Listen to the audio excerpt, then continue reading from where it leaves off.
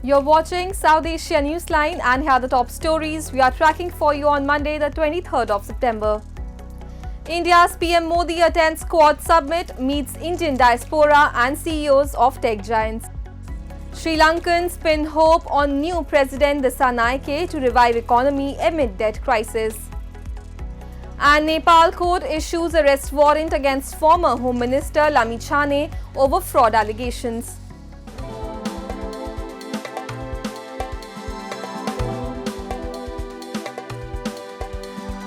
And now for all the details. Indian Prime Minister Narendra Modi, along with leaders of Australia, Japan and the USA, this past weekend held a Quad Summit in Delaware in the United States. The farewell summit of the US President Joe Biden stressed the importance of maintaining the Quad, which Biden termed a signature foreign policy achievement. It saw leaders announcing joint Coast Guard operations next year that will include Australian, Japanese and Indian personnel spending time on a US Coast Guard vessel.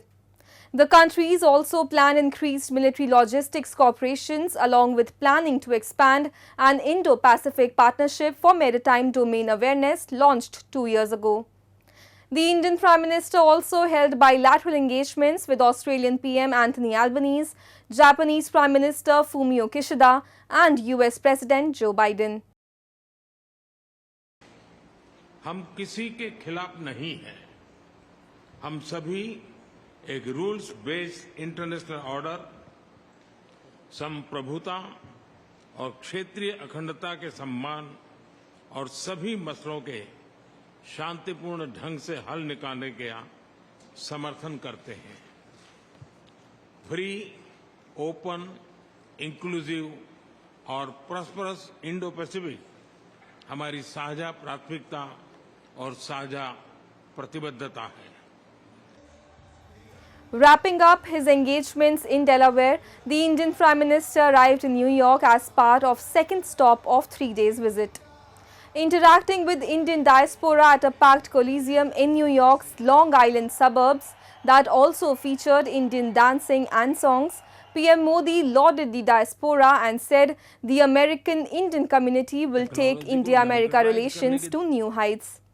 Later in the day, the Indian Prime Minister also held a roundtable with CEOs of leading tech giants, including Adobe CEO Shantanu Narayan, Alphabet CEO Sundar Pichai, both of who are of Indian origin. We are robustly investing in AI in India, and we look forward to doing more. We have several programs in partnership with MeitY, the Agriculture and Health Ministries, the central and state governments, and we look forward to doing more in India. PM Modi is also scheduled to address the Summit of the Future at the UN General Assembly on Monday. Ahead of the address, he held bilateral meetings with Crown Prince of Kuwait, Sheikh Sabah Khalid Al Hamad Al Sabah, and Palestine President Mohammed Abbas and discussed issues of mutual interest. He also met Nepal's Prime Minister KP Sharma Oli, the first since the communist leader assumed charge of the Himalayan nation. Meanwhile, Pakistan's Prime Minister Shehbaz Sharif will participate in the 79th session of the United Nations General Assembly, where he will address the UNGA on 27 September, Pakistan's Foreign Ministry announced on Sunday. In a statement, the Foreign Ministry said Sharif in his address will raise the issue of Palestine along with the issue of Jammu and Kashmir at the Global Forum. This is not the first time Pakistani Premier will rake up Kashmir at the United Nations. Former premiers including Nawaz Sharif, Imran Khan along with Shehbaz Sharif have repeatedly raked up Kashmir during their UNGA address. India has condemned the statements from Pakistani Prime Ministers and maintains in order to establish peace in South Asia, Islamabad needs to stop cross-border terrorism and shut down its infrastructure of terrorism immediately. New Delhi has said the entire Jammu and Kashmir region is an integral and inalienable part of India and Islamabad has no locus standi on it. A roadside bomb hit a convoy of foreign diplomats visiting Pakistan's Swat on Sunday, killing a police officer in their security detail. Soldiers and police searched the area after the bombing and imposed a curfew. Swat District Police officer said that the diplomats were visiting the Swat Valley area on the invitation of the local Chamber of Commerce to showcase it as a potential tourist destination. 4 other police officers were also wounded, but the nearly dozen diplomats were safe, the official said. No one has so far claimed responsibility for the attack, which was condemned by Pakistan President Asif Ali Zardari. The nationalities of the diplomats were not immediately clear. Pakistani counter-terrorist forces maintain a strong presence in the Swat Valley, which has long been a hotbed of Islamist militant insurgency. The militants have stepped up their attacks since late 2022 after breaking a ceasefire with the government. Moving on, ad-hoc government employees of PoJK staged a protest recently to demand the implementation of a 2021 legislation that promised permanent positions. The protesters accused while their counterparts in Pakistan have been regularized, they continue to face job insecurity and low wages. A report. Ad-hoc employees in various government departments in Pakistan-occupied Jammu and Kashmir held a protest recently in front of the Central Press Club in Muzaffarabad to demand regularization. They demanded the enforcement of a 2021 legislation for regularization that has not been implemented yet. The protesters said, while employees in other parts of Pakistan have been granted permanent positions, those in PoJK are often laid off.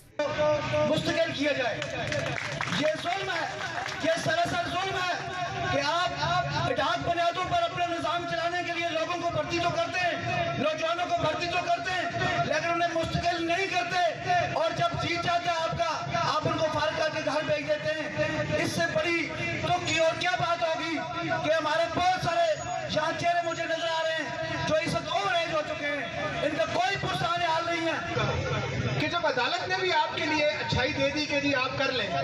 हुकूमतें किस लिए होती हैं? हुकूमत की मदद लोगों के अवाम के लिए, अवाम के खिलाफ। दोबारा मेरा सवाल है, एक डाक को निकाल कर दूसरे को लगा देना, ये कोई अक्लमंदी है? अब बाकी रह के जो 5 साल बचे हुए लोग, जो 5 साल जिनकी नौकरी कम है, लगाए इश्तिहार में वो लोग भी जाएं।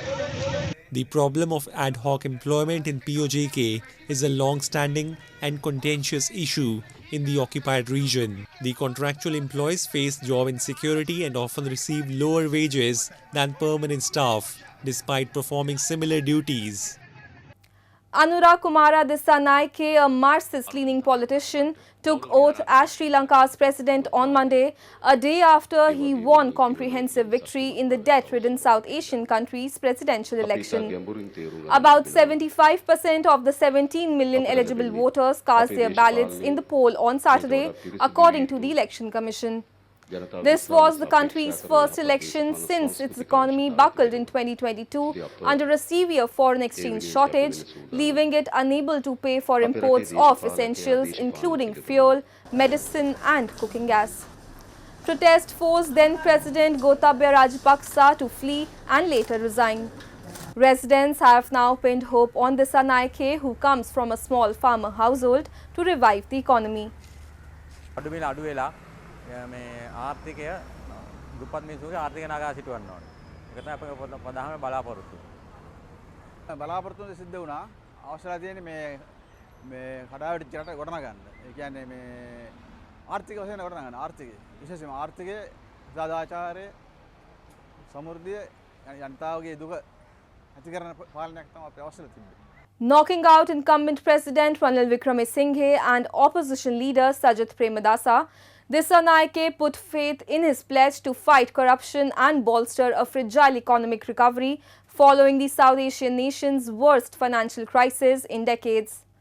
In the election, he polled 1.27 million votes, more than nearest rival and main opposition leader Sajith Premadasa, while the incumbent President Ranil Wickremesinghe finished third. Although Dissanayake's JVP has just 3 seats in the parliament, the 55-year-old candidate was boosted by his promises of tough anti-corruption measures and bigger welfare schemes.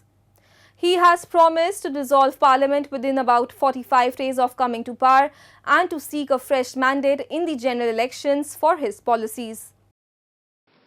ඒ වගේම මේ අර්බුදයේ නිමා කිරීමේදී පොදු පුරවැසියන්ට සියලු ශේෂ්ත්‍රවල රැටි විශාල වගකීමක් තිබෙනවා.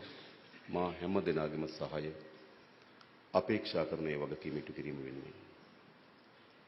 නමුත් අප තේරුම් අරන් තිබෙනවා රටේ ජනාධිපතිවරයා ලෙස මේ කාර්ය මෙහෙයවීමේදී ප්‍රමුඛතම හා ප්‍රධානතම වගකීමක් මා සතු තිබෙන බව. The Kaski District Court has issued an arrest warrant against Nepal's former Home Minister and the chairman of Rastriya Swatantra Party, Rabi Lamichhane, over his alleged involvement in misappropriations of funds from various cooperatives while managing the Gorkha Media Network.